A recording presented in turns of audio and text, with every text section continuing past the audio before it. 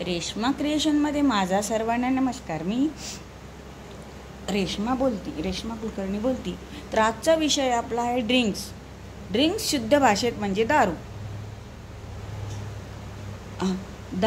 आणि ही सरकारने सुद्धा महाग करून दुकानं सतत उघडे ठेवलेले आहेत, करोनामध्ये सुद्धा. तर ह्या दारूचा परिणाम अनेक लोकांच्या संसारावर होतोय, बायांच्या संसारावर होतोय.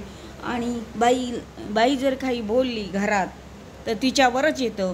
जेव्हा लग्न होऊन मुलगी घरी सासरी जाते आणि नवरा जेव्हा दारू पिऊन येतो तेव्हा ती सांगते की सासूला की असे दारू पिलेले आहेत असे.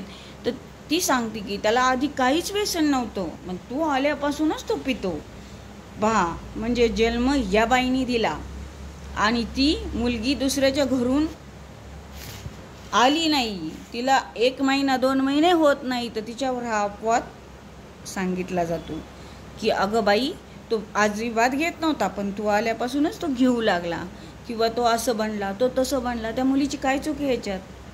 तिला काय माहिती? ह्या आईने जन्म दिला, हिने मुलगा मोठा केला आणि तिने मुलाला कधी सांगितलं नाही ही दारू वाईट असते, ही वाटोळं करते.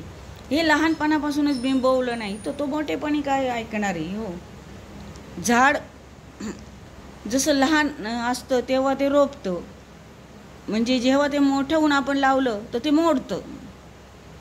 अशा प्रकारे स्त्रीवर पण अन्याय केला जातो आणि तिला म्हणलं जातं की तो आल्यापासूनच तो दारू पितो, नाही तर तो काही दारू पित नव्हता. अशा प्रकारे अपवाद स्त्री गपचीप ऐकून घेते. करणार तरी काय? हो, काही बोललं तरी सासरी तिला वाईटच की आमचा मुलगा चांगला होता, पण तू आल्यापासून तो बिघडला, तो असा झाला, तो तसा झाला. आईने त्याच्यावर संस्कार केले नाही हे सांगतच नाही की आईने. आता आपल्याला पण मुलं आहेत, पण मुलांवर संस्कार करावं लागतात. कारण मला 2 मुलं आहेत, पण त्यांना कसलंच व्यसन नाही, सुपारीच्या खांडाचं व्यसन नाही.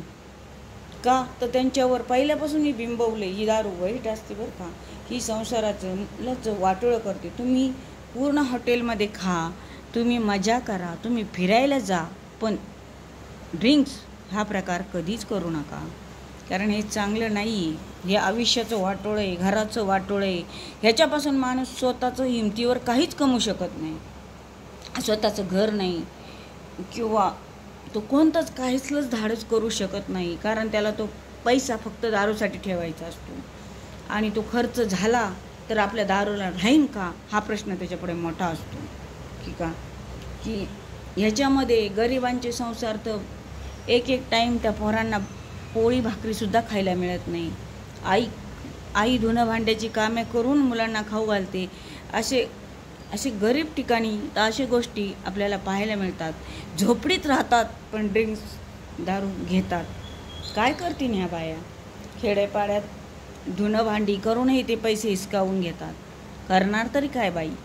ह्या विषयावर बोलणारे कोणीच नाही. काय सरकारसुद्धा त्याच्यासाठी खुलं आहे की घ्या, दारूचे दुकानं उघडा, त्याचे भाव वाढवा, आणि लोक बायका पोरांना खायला नाही याचा विचार करणार नाही, पण दारूला पैसा पाहिजे. कारण तू आज 50 रुपये खर्च करू नकोस स्वतःसाठी, पण मला दे, म्हणजे माझ्या खिशात राहू दे, कारण मला आज ते ड्रिंकसाठी उपयोगी येते. अशा प्रकारे लोक त्याचा विचार करतात आणि अशा प्रकारे गरिबाचे संसार त्याच्यामुळे उद्ध्वस्त होत चाललेले आहेत. बाया त्याच्यासाठी फार मुलांना खायला नाही याच्यासाठी काही बायांनी तर आत्महत्या केलेली आहे. म्हणजे मुलाचं हे दारू पिणं नवऱ्याचं आणि मुलांना खायला नाही, मग हे मुलंसुद्धा कशाला होऊ देतात? आणि ह्यांची लग्न तरी का करतात? आईबाप हटकून करतात आणि सुनेवरच लादतात की तुझ्यामुळे त्याला सवय लागली, नाही तर तो असा नव्हता. म्हणजे त्याला जे बायको आल्याबरोबर सवय लागली. कशी लागू शकते? कारण आईबापानं सांगितलं बायकोचं काय ऐकलं की तो बायकोचा बैल झाला, असं नाही. बायकोचं काही ऐकलंही पाहिजे. ती चांगलं सांगत असेल तर तिचं काही ऐकलंही पाहिजे. तो बैल नाही होऊ शकत. मी माझ्या मुलांना सांगते, तुम्ही बायकोला मारहाण हा प्रकार करू नका, आणि जी काही म्हणन ते योग्य असेल तर तुम्ही ऐका, अयोग्य असेल तर त्याचा विचार तुम्ही करा.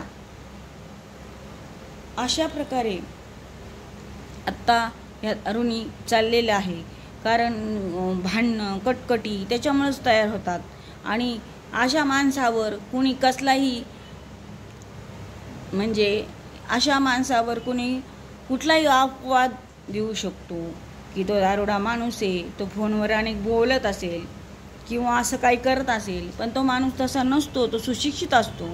तो असा काही खेळ करू शकत नाही किंवा फोनवर काही असं बोलू शकत नाही दुसऱ्याला किंवा कोणाचाही तो असा अपमान करू शकत नाही. जरी तो दारू पित असला तर तो बायकोचा सुद्धा जास्त अपमान करत नाही काही काही सुशिक्षित माणसं. तर अशा प्रकारे त्याच्यावर अपवाद लादले जातात. कारण का तर तो व्यसनी असतो ना. मग त्याला तुम्ही काही म्हणा ना, तर त्याला व्यसन एवढंच की तो कधी कोणाचा असा खेळ करू शकत नाही. तो बायकोला सुद्धा लांब दारू पिल्यावर फोन करू शकत नाही लवकर, कारण त्याला भीती वाटते ही बोलती का काय, ही रागवती का काय. असे सुशिक्षित असतात. अशिक्षित लोकांचं सांगता येत नाही ते काय करतील आणि काय नाही, पण हे शिकलेले असतात ना, त्याच्यामुळं हे कोणत्याही गोष्टीचा अपवाद त्यांच्यावर लागला जातो. आणि त्यांना कुणी पण की बोलत असतील का फोनवर, असं दुसऱ्यांना काही बडबड करत असतील, असं नसतं. हा माणूस सुशिक्षित आहे आणि हा माणूस कोणाचे फोन नंबर घेऊन किंवा सासू असू किंवा त्याची मेवणी असू तो कधीच बोलणार नाही. ह्या गोष्टी लक्षात ठेवल्या पाहिजे. सुशिक्षित माणूस हा कधीच बोलणार नाही. अशिक्षितचं मी सांगू शकत नाही. अशिक्षित माणसाचं ठीक असतं, पण सुशिक्षित माणूस विचार करतो. हे असा खेळ आपल्याला नाही आवडणार. ते स्वतःच्या बायकोला सुद्धा लवकर फोन करीत नाहीत दारू पिल्यावर. कारण का तर त्यांना भीती वाटते. भीती म्हणजे कसं तर ते मर्यादा ओलांडत नाही की बायकोचा अपमान होईल, बायको आपल्याला बोलेल फोनवर. त्याच्यामध्ये बायकोला सुद्धा दारू पिल्यावर लवकर फोन करू शकत नाही. तर ते इतरांना काय करतील, अजिबात नाही. तर